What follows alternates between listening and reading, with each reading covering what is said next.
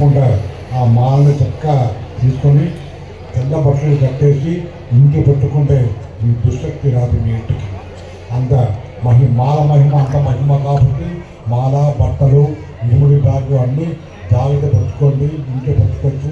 మీరు కొన్ని మంది మేము నాన్ వెజిటేరియన్ తింటాం, అది చెప్తారు, ఏం పర్వాలేదు ఇంట్లో ప్రేమ పెట్టుకోండి. ఆ చెట్టుని ఇంట్లో పారేయకూడదు.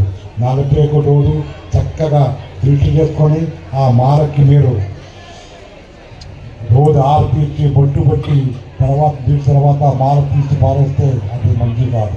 రెండోది, ఒక వ్యక్తి మాల వేసుకుంటే మీ ఇంట్లో మర్యాద, వీధిలో మర్యాద, వ్యవసాయంలో మర్యాద, వ్యాపారంలో మర్యాద. మీ యొక్క అయ్యప్ప స్వామి భక్తుగా మాదిరిగా ఉంటారు కాబట్టి చెడ్డ అలవాట్లు ఏమైనా ఉంటే అది మానేసి ఎప్పటికీ మీరు మీ సమాజంలో అయ్యప్ప స్వామి భక్తులు అని మీరే పెద్ద గొప్పగా మాలేసుకున్నారు, డ్యూటీ చేస్తున్నారు, ఇరుముడికి పోయారు, నేను కాలు దండం పట్టుకోవడానికి ఇప్పుడేమో మళ్ళీ అది పాత చేస్తా ఉన్నాను చెప్తారు. పాత అలవాటు ఉండే మానేయండి, చెడ్డ అలవాటు మానేయండి. జీవితంలో క్రమశిక్షణ రావాలి, భక్తి భావన పెరగాలి.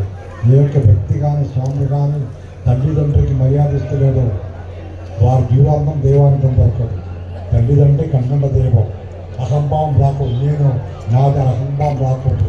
చక్కగా పెద్దవాడు మర్యాద ఇవ్వండి, చెడ్డ అలవాట్లు మానేయండి, బాగా డబ్బు సంపాదించుకోండి, పిల్లలు చదువుకోండి, ఇల్లు కట్టుకోండి, మంచి వ్యాపారం సంతానం చేసుకోండి, భార్యమని బాగా చూసుకోండి. ఈ జీవితంలో చదువు లేకుండా ఏం రాదు.